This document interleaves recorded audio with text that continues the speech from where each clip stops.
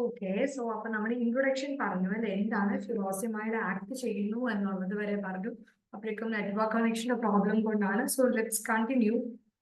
So ഫ്യൂറോസിമൈഡ് എന്താണ്? ഒരു high ceiling diuretic ആണ്, ഹൈ സീലിംഗ് ലൂപ്പ് ഡയൂററ്റിക് ആണ്. ആൻഡ് ഹെൻലീസ് ലൂപ്പിലാണ് ഇവിടെ ആക്ഷൻ വരുന്നത്. ഓക്കെ, സോഡിയം പൊട്ടാസ്യം ക്ലോറൈഡ് കോ ട്രാൻസ്പോർട്ടിനെ ഇൻഹിബിറ്റ് ചെയ്തുകൊണ്ടാണ് ആക്ട് ചെയ്യുന്നത്. So it is increase, there is increased excretion of sodium and chlorine.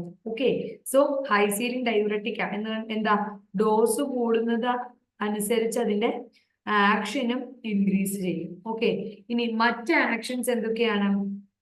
Distal tube consider ചെയ്യുകയാണ് എന്നുണ്ടെങ്കിൽ more amount of sodium is available, it exchange with potassium leading to loss of potassium, this produces hypokalemia. Okay, മനസ്സിലായോ? Distal ട്യൂബിലേക്ക് വരുന്ന സമയം അവിടെ കൂടുതൽ sodium available ആയിരിക്കും. Okay, so ആ സമയം നമുക്ക് സോഡിയം പൊട്ടാസ്യം ക്ലോറിൻ കോ ട്രാൻസ്പോർട്ട് അല്ലേ, അപ്പൊ നമ്മൾ പൊട്ടാസ്യത്തിന് കുറച്ചും കൂടെ എന്ത് ചെയ്യും, അവിടെ ലോസ് ആവാനുള്ള സാധ്യതയുണ്ട്. So it could leads to hypokalemia. Then furosemide produce increased excretion of calcium and magnesium. Then weak carbonic anhydrase activity, insulin secretion decrease ചെയ്യിക്കും, decreases renal excretion of uric acid, renal excretion കുറയ്ക്കുന്നു. So hyper uricaemia ഉണ്ടാക്കുന്നു. മനസ്സിലായോ? മറ്റ് actions എന്താണ്?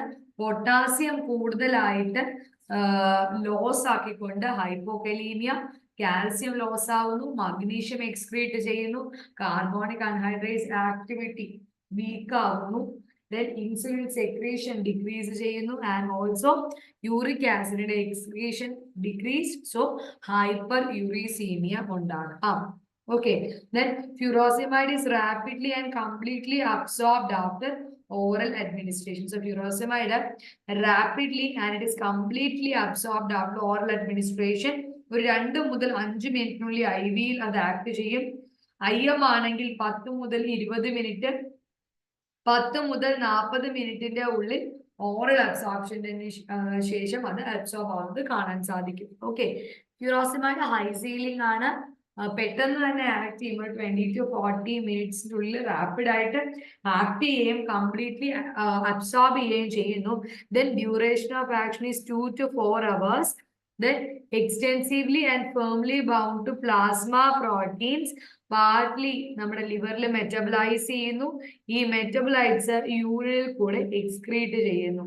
Okay, urine are metabolized in the urine as the major route of excretion of the metabolites. Then extensively അല്ലെങ്കിൽ firm ആയിട്ട് plasma പ്രോട്ടീനോട് bound ആവും. Okay, ഫ്യൂറോസമൈഡ് പഠിക്കേണ്ട സമയം നമ്മൾ അഡ്വേഴ്സ് റിയാക്ഷൻസ് ആയിട്ട് മനസ്സിലാക്കേണ്ട കാര്യങ്ങൾ എല്ലാം കുറയും. നമ്മൾ പറഞ്ഞു potassium, magnesium, calcium, then uric ആസിഡിന്റെ എക്സ്ക്രീഷൻ കുറയുന്നു. ഇതിന്റെ കുറെ ഡിസീസ് കണ്ടീഷൻ നമ്മൾ പറഞ്ഞു. ഇൻസുലിന്റെ പ്രൊഡക്ഷൻ കുറയുന്നു. ഇതെല്ലാം ബന്ധപ്പെടുത്തി അഡ്വേഴ്സ് റിയാക്ഷൻസ് പഠിക്കുക.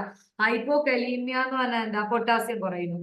സോഡിയം കുറയുന്നത് കൊണ്ട് hyponatraemia, hypokalaemia, hyperglycaemia and glucosuria. കാരണം ഇൻസുലിൻ സെക്രീഷൻ കുറയുന്നു, സോ ബ്ലഡിലുള്ള ഷുഗറിന്റെ ലെവൽ കൂടും.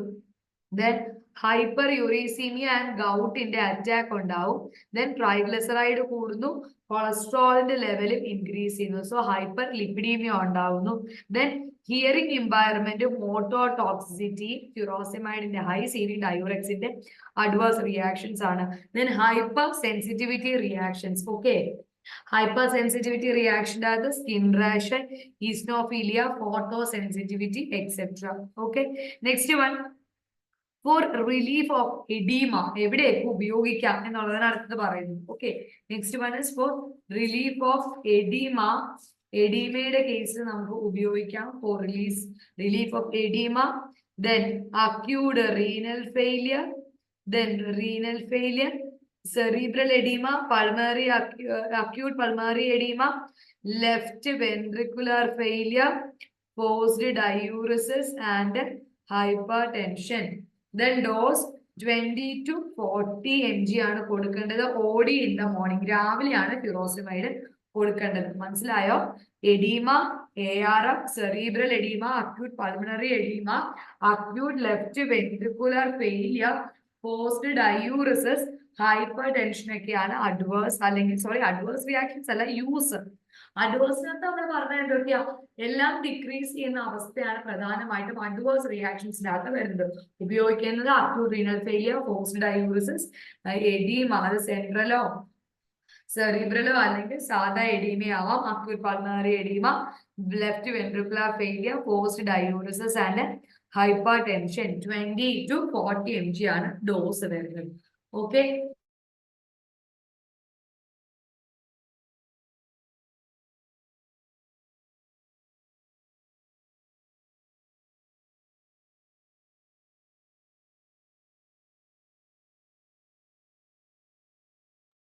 Next drug is bumetanide. നമ്മൾ ഹൈ സീലിംഗിന്റെ കാറ്റഗറി പറഞ്ഞാണ് ഫിറോസമൈഡ്, ടോർസമൈഡ്, ബ്യൂമെറ്റനൈഡ് അല്ലെ.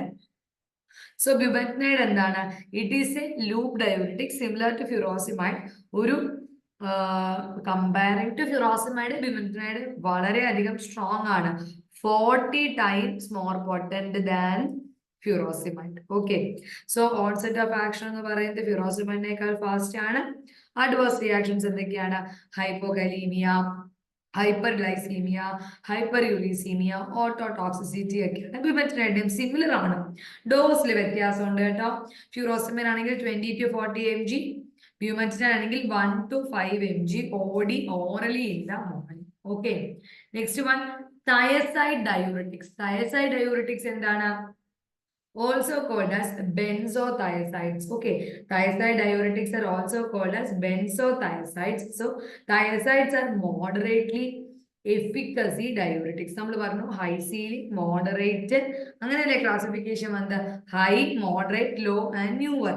സോ മോഡറേറ്റിനാണ് തയസൈഡ് അതിന്റെ കുറച്ച് ആൾക്കാരും വരുന്നത്. സോ തയസൈഡ് റിലേറ്റഡിനകത്ത് വരുന്നത് ബെൻസോ തയസൈഡ്സ് ആണ്. ഏതൊക്കെയാണ്?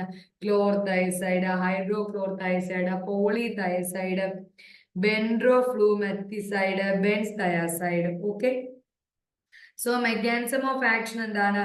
തയസൈഡ് സോഡിയം ക്ലോറിൻ കോ ട്രാൻസ്പോർട്ടിനെ എന്ത് ചെയ്യും? സോഡിയത്തിന്റെയും ക്ലോറിന്റെയും കോ ട്രാൻസ്പോർട്ടിനെ അത് ഇൻഹിബിറ്റ് ചെയ്യും. It will inhibit the sodium chlorine co transport mainly distal ട്യൂബ്യൂളിലാണ് സംഭവിക്കുന്നത്. സോ അതുകൊണ്ട് തന്നെ സോഡിയവും ക്ലോറിനും കൂടുതലായിട്ടും ബോഡിയിൽ നിന്ന് എക്സ്ക്രീറ്റ് ചെയ്യും. ഓക്കെ, മനസ്സിലായോ? തയസൈഡ് ഡയൂറിറ്റിക്കാണ് നമ്മളിപ്പോ പറഞ്ഞുകൊണ്ടിരിക്കുന്നത്. നേരത്തെ നമ്മൾ പറഞ്ഞ ഏതാ? ഹൈ സീലിംഗ് ഡയൂറിറ്റിക് അല്ലെങ്കിൽ ലൂപ്പ് ഡയൂറിറ്റിക് എന്ന് പഠിച്ചു വെക്കുക. അപ്പം എളുപ്പത്തിൽ തന്നെ മനസ്സിലാവും, ഹെൻലീസ് ലൂപ്പില് അതിന്റെ അസെൻഡിങ് ലിംബിലാണ് ആക്ട് ചെയ്യുന്നതെന്ന് വരെ ഓർമ്മ കിട്ടും. തയസൈഡ് ഡയൂറിറ്റിക്സ് സോഡിയം ക്ലോറൈഡ്, പൊട്ടാസ്യം ഇല്ല, സോഡിയം ക്ലോറൈഡ് കോ ട്രാൻസ്പോർട്ടർ സിസ്റ്റത്തിലാണ് ആക്ട് ചെയ്യുന്നത്. അതും എവിടെയാണ്?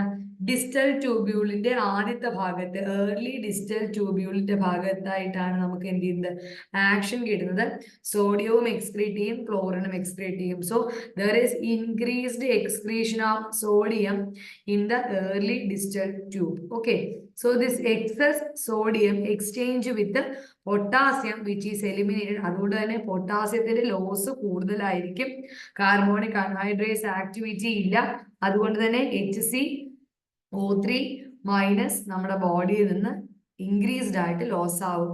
സോ തയസൈഡ് അപ്പൊ എന്തൊക്കെ നഷ്ടപ്പെടുത്തുന്നുണ്ട്? Sodium, potassium, chloride and carbonic അല്ലെങ്കിൽ HCO3 ബൈകാർബണേറ്റ്സിനെ റിമൂവ് ചെയ്യുന്നുണ്ട്. ആൻഡ് കാൽസ്യം അല്ലെങ്കിൽ യൂറിക് ആസിഡിന്റെ യൂറിനറി എക്സ്ക്രീഷൻ തയസൈഡ് കുറയ്ക്കും. ഓക്കെ, മനസ്സിലായോ? സോഡിയം, പൊട്ടാസ്യം, ക്ലോറിന്റെ എക്സ്ക്രീഷൻ കൂട്ടും, കാൽസ്യത്തിന്റെ എക്സ്ക്രീഷൻ കുറയ്ക്കും. സോ ഹൈപ്പർ കാൽസ്യമയും ഹൈപ്പർ യൂറീസീമിയും ഉണ്ടാകാം. Okay, so thiazides orally well absorbed ആണ്, പെട്ടെന്ന് തന്നെ ആക്ഷൻ തരും.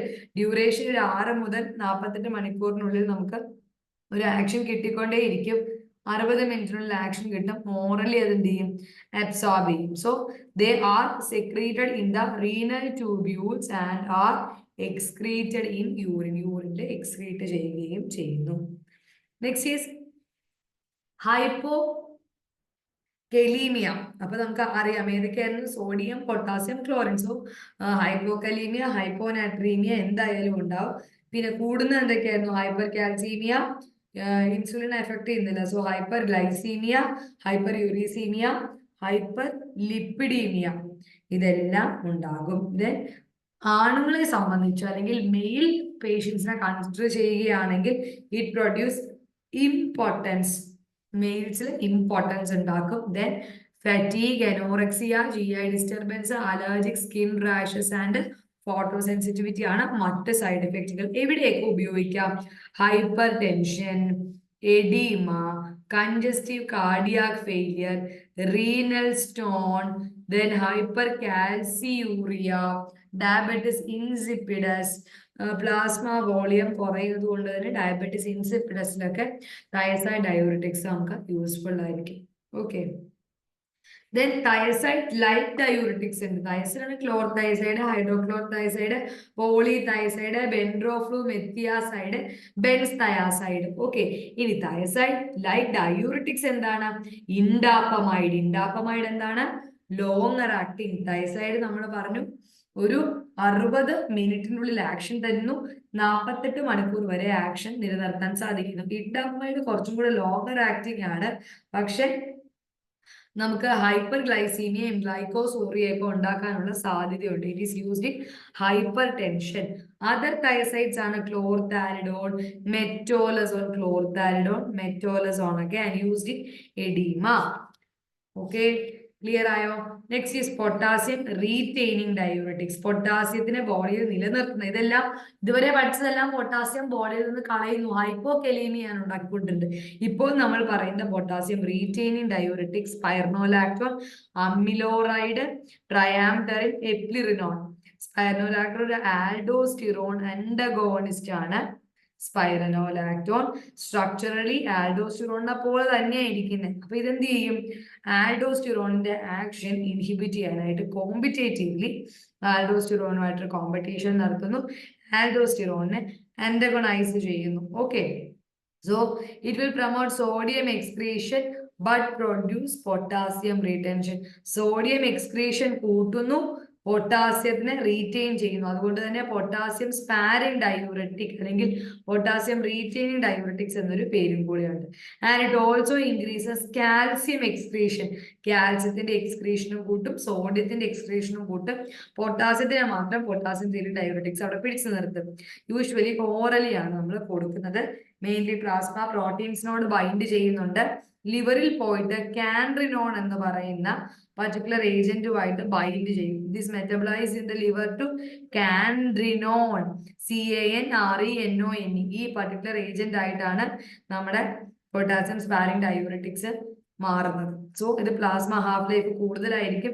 മെയിൻ അഡ്വേഴ്സ് ഇഫക്റ്റ് എന്താ? പൊട്ടാസ്യത്തിന്റെ അളവ് ബ്ലഡിൽ കൂടും, ഹൈപ്പർ കലീമിയ. ഇനി അമിലോറൈഡും ട്രയാംഡറിനും എടുത്താലോ, രണ്ടും പൊട്ടാസ്യം റീറ്റെയിനിങ് ഡയൂററ്റിക്സ് ആണ്. പൊട്ടാസ്യം റീറ്റെയിനിങ് ഡയൂററ്റിക്സ് ആണ്. സോഡിയം എക്സ്ക്രീഷൻ കൂട്ടുന്നു, പൊട്ടാസ്യത്തിന്റെ ലോസിനെ തടയുന്നു. അതുകൊണ്ട് തന്നെ ഡിസ്റ്റൽ ട്യൂബിലും കളക്റ്റിംഗ് ഡക്റ്റിലുമുള്ള അയോൺ ചാനൽസ് എന്ത് ചെയ്യുന്നു? ഇഫക്റ്റ് ഉണ്ടാക്കുന്നു. നമ്മൾ ഇപ്പൊ പറയുന്ന ട്രയാംറ്ററിനും അമിലിയോറൈഡും, these effect occurs on ion channel in the distal tube. Distal ട്യൂബിലുള്ള അയോൺ ചാനൽസിനാണ് ഇഫക്റ്റ് ഉണ്ടാകുന്നത്. ഓറലി നമുക്ക് കൊടുക്കാൻ പറ്റുന്ന ഒരു ഡ്രഗ് ആണ്. അടുത്ത എപ്ലിറിനോൺ. എപ്ലിറിനോൺ എന്ന് പറയുന്നത് സ്പൈർനോലാക്ടോന്റെ ഒരു അനലോഗ്. ഓക്കെ, ആൽഡോസ്റ്റിറോൺ അന്റഗോണിസ്റ്റ് ആണ്, പൊട്ടാസ്യം റീറ്റെയിനിങ് ഡയൂററ്റിക് ആണ്, ഹൈപ്പർ ടെൻഷന് കൊടുക്കാം, അതേപോലെ തന്നെ ഹാർട്ട് ഫെയിലിയറിനും കൊടുക്കാം. പക്ഷെ എപ്ലിറിനോൺ ഈസ് വെരി എക്സ്പെൻസീവ്, പക്ഷെ it is an analogue of spironolactone. Okay, next is carbonic anhydrase inhibitor. Carbonic anhydrase ഒരു എൻസൈം ആണ്. ഈ ഒരു കാർബോണിക് അൺഹൈഡ്രേസിനെ ഇൻഹിബിറ്റ് ചെയ്യുകയാണ് അസറ്റസോളമൈഡ് പോലെ കാർബോണിക് അൺഹൈഡ്രേസ് ഇൻഹിബിറ്റേഴ്സ് ചെയ്യുന്നത്. സോ ഇവിടെ വാട്ടറും കാർബൺ ഡൈ ഓക്സൈഡും കൂടെ കമ്പൈൻ ചെയ്തിട്ട് എന്തായിട്ട് മാറും? കാർബോണിക് ആസിഡ് H2CO3 ആയിട്ട് മാറും. ഈ H2CO3 അയണൈസ് ചെയ്തിട്ട് H+ഉം HCO3 മൈനസും ആയിട്ട് മാറും. When the carbonic anhydrase enzyme is inhibited, H+ ions are not available. Okay, so carbonic anhydrase ne inhibit ചെയ്യുമ്പോൾ H+ available ആവില്ല. H+ is not available. H+ is not available. Okay, so H+ availability ഇല്ലാതെ വരുമ്പോൾ എന്ത് സംഭവിക്കും? സോഡിയവും ഈ H+ഉം കൂടെയുള്ള എക്സ്ചേഞ്ചും അവിടെ തടയും. The exchange of H+ and sodium will not occur. So sodium is now eliminated. അങ്ങനെ sodium is eliminated with HCO3 minus. Because of bicarbonate excretion, urine എന്താവും ആൽക്കലൈൻ ആയിട്ട് മാറും. മനസ്സിലായോ? വാട്ടറും കാർബൺ ഡൈ ഓക്സൈഡും കൂടെ ചേർന്നിട്ട് കാർബോണിക് ആയിട്ട് മാറും. ഓക്കെ, ഈ കാർബോണിക് ആസിഡ് അകത്ത് H2CO3യും ഉണ്ട്. ഈ H2CO3 എന്താവും H+ഉം HCO3- വഴി ഡിസോസിയേറ്റ് ചെയ്യും. ഈ HCO3- കാർബോണിക് അൺഹൈഡ്രേസ് എൻസൈമിനെ ഇൻഹിബിറ്റ് ചെയ്യുമ്പോൾ അത് എന്ത് ചെയ്യും എക്സ്ക്രീറ്റ് ചെയ്യും. എന്നിട്ട് ഈ എൻസൈമിനെ H+ അവൈലബിൾ ആക്കാതിരിക്കാൻ വേണ്ടി അത് ശ്രമിക്കും. സോ സോഡിയവും പൊട്ടാസ്യവും തമ്മിലുള്ള എക്സ്ചേഞ്ച് നടക്കുകയുമില്ല, സോഡിയം എലിമിനേറ്റ് ചെയ്യും. സോ ബൈകാർബണേറ്റ് എക്സ്ക്രീഷൻ ഉള്ളത് കൊണ്ട് തന്നെ യൂറിൻ ആൽക്കലൈൻ ആയിട്ട് എക്സിസ്റ്റ് ചെയ്യും. മനസ്സിലായോ? ക്ലിയർ ആണോ? നെക്സ്റ്റ് വൺ, അഡ്വേഴ്സ് ഇഫക്റ്റ് എന്തൊക്കെയാ? യൂറിൻ ആൽക്കലൈൻ ആകുമെന്ന് പറഞ്ഞു. അപ്പൊ മെറ്റബോളിക് ആയിട്ട് എന്ത് സംഭവിക്കും? എസിഡോസിസ് ഉണ്ടാകും. യൂറിനിൽ കൂടെ ആൽക്കലൈൻ ആയിട്ടുള്ള സാധനങ്ങളൊക്കെ പോയി. അപ്പം ആൽക്കലൈൻ നേച്ചർ പോകുമ്പോൾ നമ്മുടെ ബ്ലഡിൽ ആസിഡിക് നേച്ചർ കൂടില്ല. So metabolic acidosis due to HCO3-. Renal സ്റ്റോണുകൾ ഉണ്ടാവും, കാരണം കാൽസ്യം റിലീസ് ചെയ്യുന്നില്ല, അവിടെ അക്യൂമുലേറ്റ് ചെയ്ത് പ്രസിപ്പിറ്റേഷൻ ഉണ്ടാകുന്നു. Hypokalaemia due to potassium loss. Carbonic അൺഹൈഡ്രേസിന്റെ കേസിൽ അസിഡോസിസ് ആണ് പ്രധാനമായിട്ടും കൺസിഡർ ചെയ്യേണ്ട factor. Then glaucoma, alkalinisation of urine, metabolic acidosis, prophylaxis of mountain sickness ആയിട്ടൊക്കെ ഉപയോഗിക്കാം. It reduces the secretion as well as pH of CSF. Okay, next one is osmotic diuretic. ഇതിന് example ആണ് mannitol, glycerol, isosorbide. Okay, osmotic ഡയൂറിറ്റിക്കുകൾ ആരൊക്കെയാണ്? Mannitol, glycerol, isosorbide. So by increasing the plasma concentration of these substances, ഏതൊക്കെ? മാനിറ്റോളും ഗ്ലിസറോളും ഐസോസോർബൈഡിന്റെ concentration കൂട്ടുകയാണെങ്കിൽ എന്ത് ചെയ്യും? പ്ലാസ്മയുടെ ഓസ്മോളാരിറ്റിയും ഇവർ increase ചെയ്യും. So this osmotic activity increases the shift of fluid from extracellular fluid to intracellular compartment. So the increase in extracellular fluid volume increases glomerular filtration and inhibit water reabsorption. അതിനെയാണ് diuresis എന്ന് പറയുന്നത്. മനസ്സിലായോ? Extra cellular ഫ്ലൂയിഡിൽ ഉള്ള volume കൂട്ടുകയും ഗ്ലോമെറുലർ filtration കൂട്ടുകയും വാട്ടറിന്റെ reabsorption തടയുകയും ചെയ്യുന്നു. അപ്പൊ എന്ത് ചെയ്യും? ഡയൂറസിസ് സംഭവിക്കും. മനസ്സിലായോ? മാനിറ്റോള്, ഗ്ലിസറോള്, ഐസോസോർബൈഡ് ആണ് ഓസ്മോട്ടിക് ഡയൂറിറ്റിക്കുകൾ. Okay, so they increase